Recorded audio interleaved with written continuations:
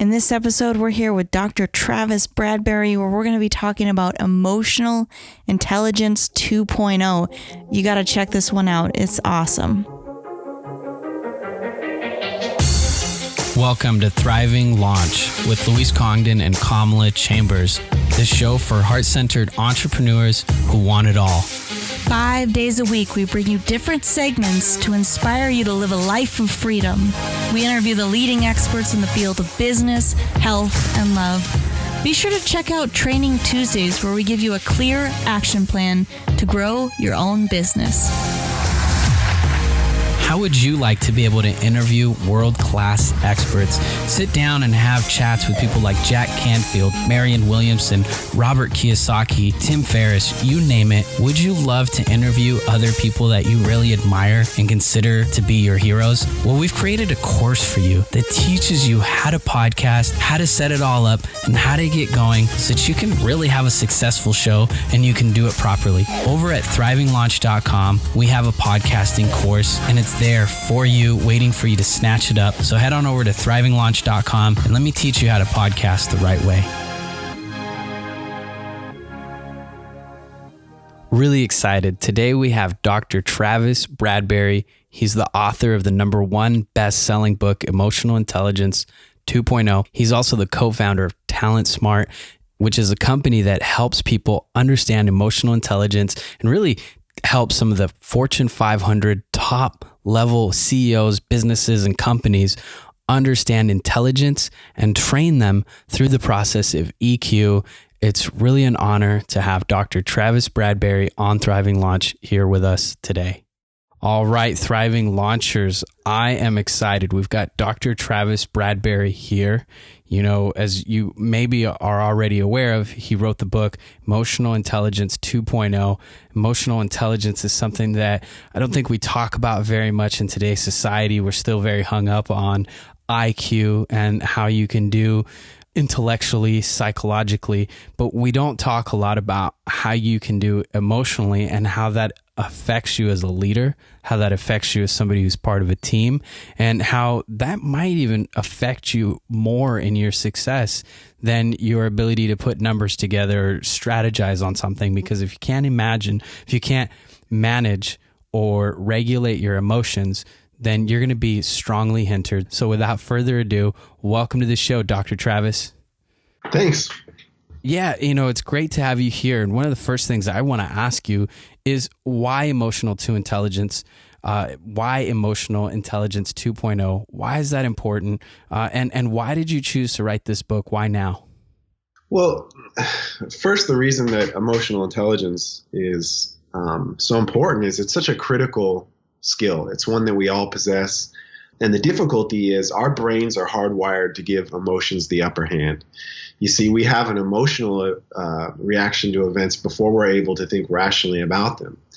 And this is a big issue because we have more than 400 emotional experiences every single day. Our brains are hardwired to react emotionally to what we experience. So people who are emotionally intelligent tend to do very well in life. They're able to achieve their goals and interact with people more effectively. And as important of a skill as this is, it's something that, the vast majority of us are not taught in school. It's something that people need to learn. That's actually connects to Emotional Intelligence 2.0 as well, because there's other books that have been written on emotional intelligence. The popular ones in particular are very conceptual. They teach people what emotional intelligence is. But my company, TalentSmart, has been training and teaching emotional intelligence since 1996. And a big thing that we heard and learned from people is that they don't want to know what it is. They already know what it is. They want to know how to use it. And that was the premise behind Emotional Intelligence 2.0. It's a book that shows you how to increase your EQ. Sure, it shows you what it is and why it's important and how it operates, but that's the smaller portion of the book. The larger portion of the book are these 66 strategies that are aimed to increase your EQ. And that's really our focus, is how you can go about increasing your EQ. I really love it. I love that you've taken it to the next level. And before we get into the big level of it, can you just give us like a one sentence synopsis of what emotional intelligence is, and then give us a few of those steps? Sure.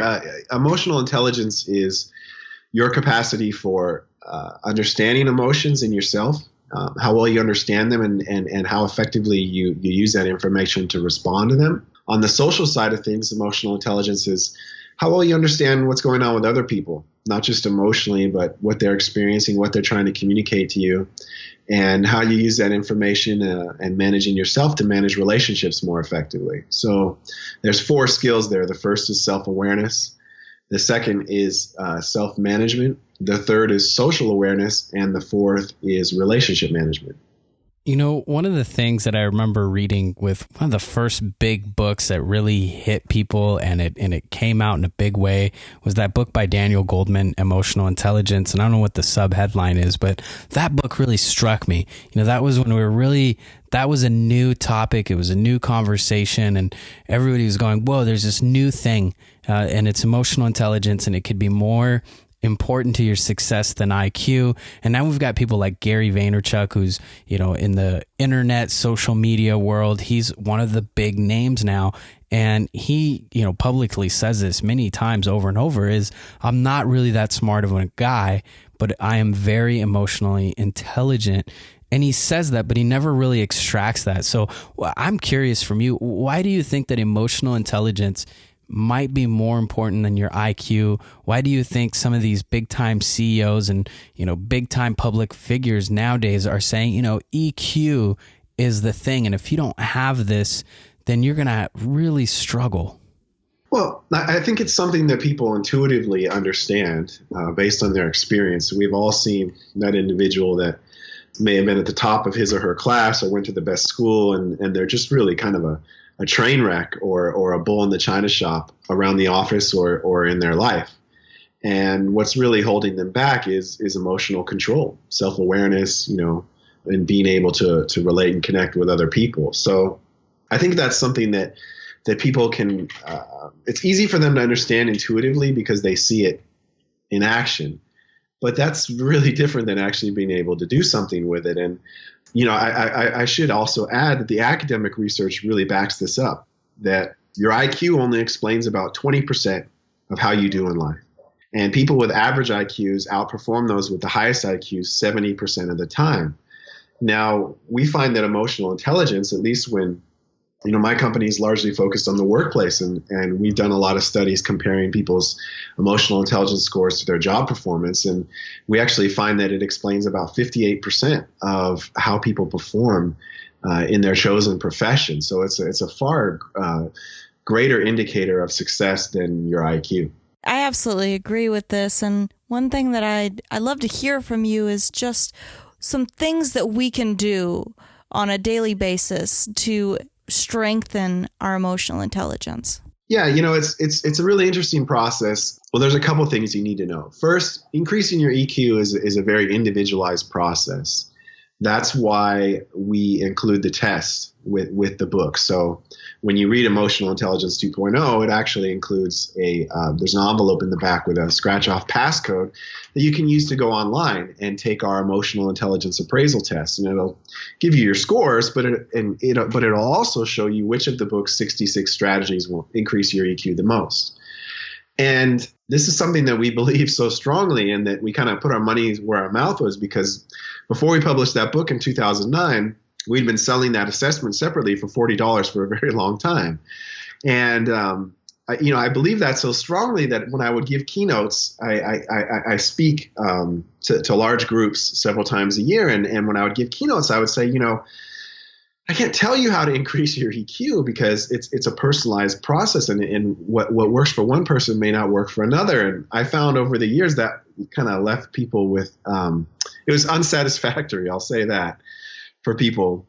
And I started writing on LinkedIn a couple of years ago. I joined the influencer program, and I've written a bunch of articles, about 200 so far. And I found that there were certain articles that did much, much better, that people really, really liked. And I got to thinking about them, and I realized that these are 3 things that apply to most anyone, that anyone can use to improve his or her EQ. So, I've since incorporated these into my talks. I call them my 3 silver bullets for increasing your EQ. So the first one is get your stress under control. Stress is an absolutely necessary emotion. Without it, we don't take action. We're kind of in sort of boredom, depression land.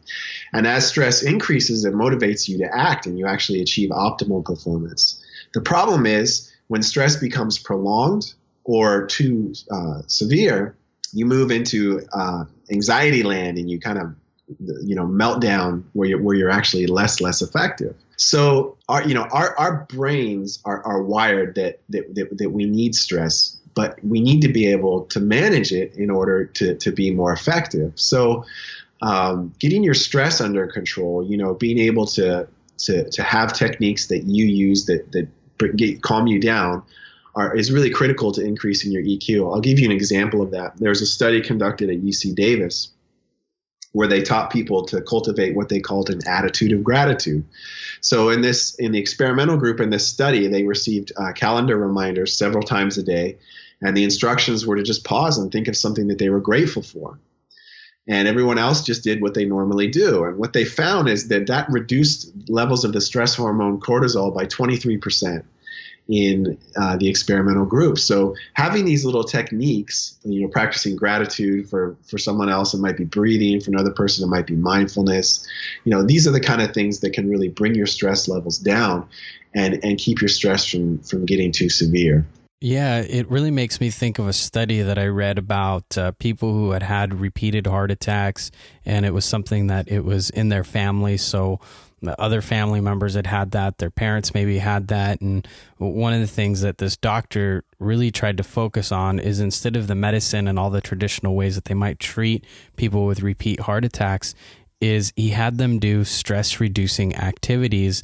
And what he found, at least, in his particular study with his group, so this wasn't like some major study where we have a huge significant number to go off of in a big university, but it's still something to look at.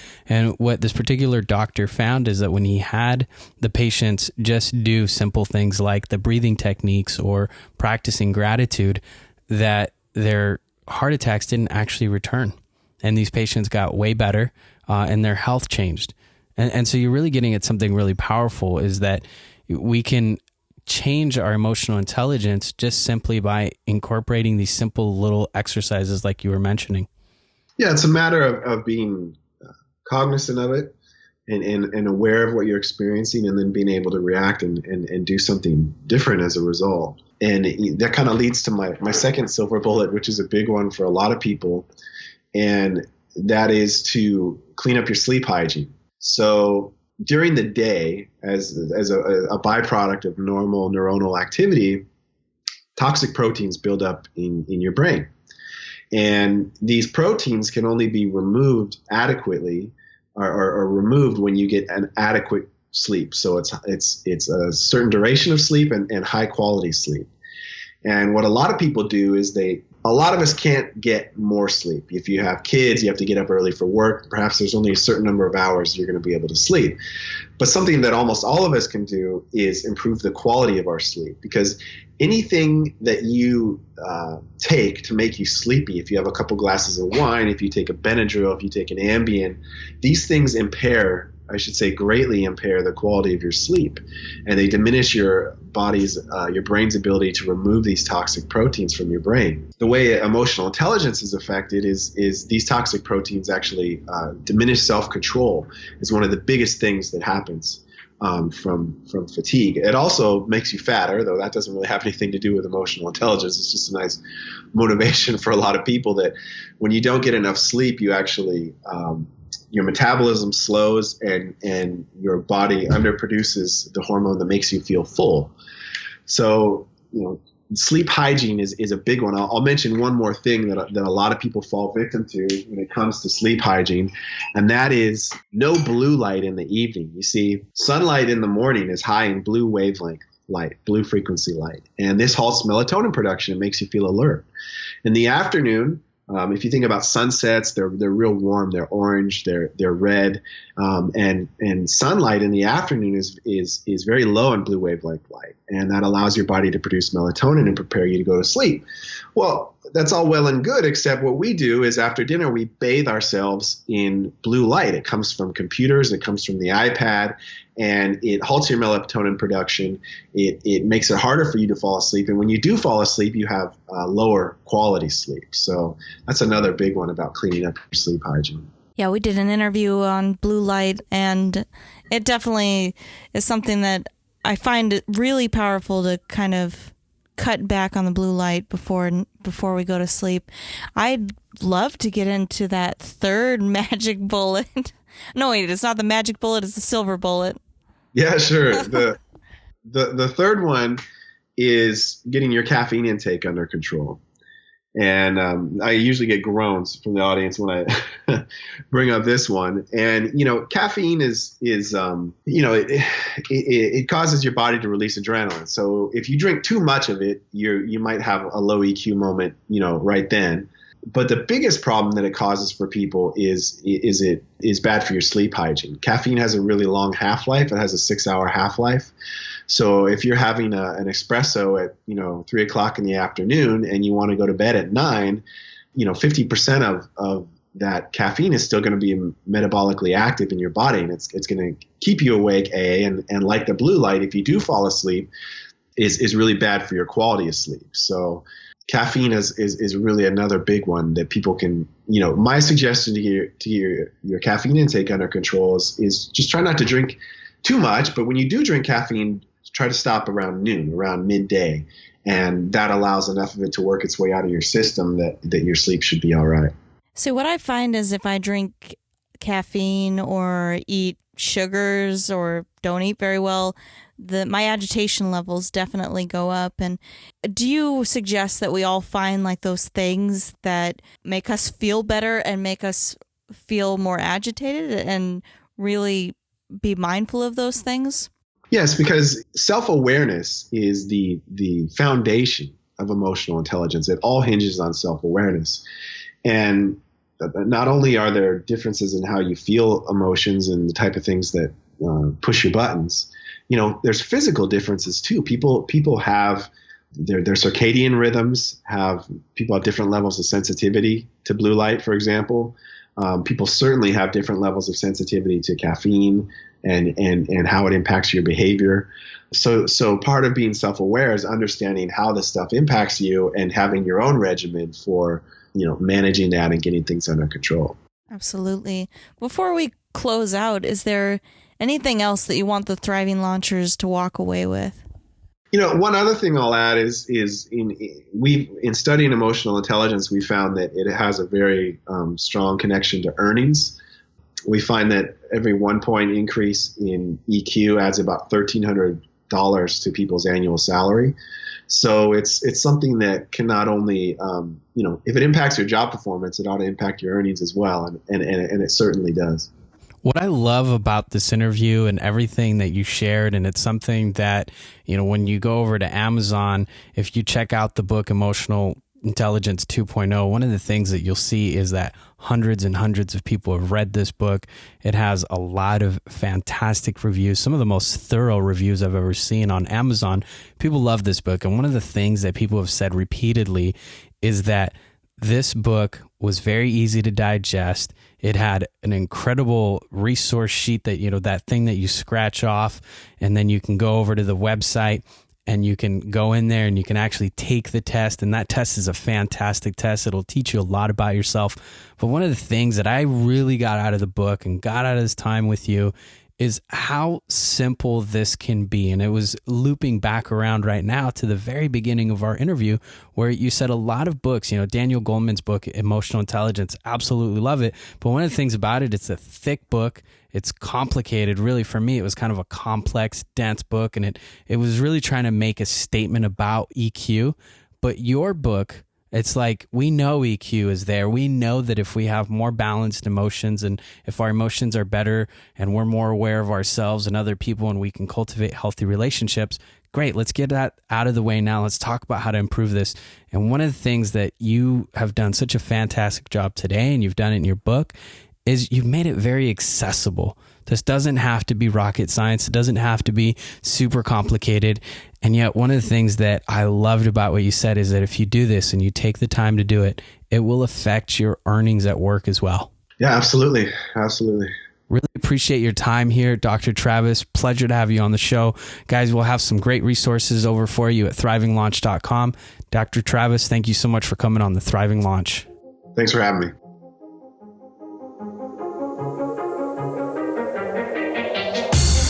You've been listening to the Thriving Launch podcast. For books and resources related to today's episode, make sure to head over to thrivinglaunch.com. We'll see you there.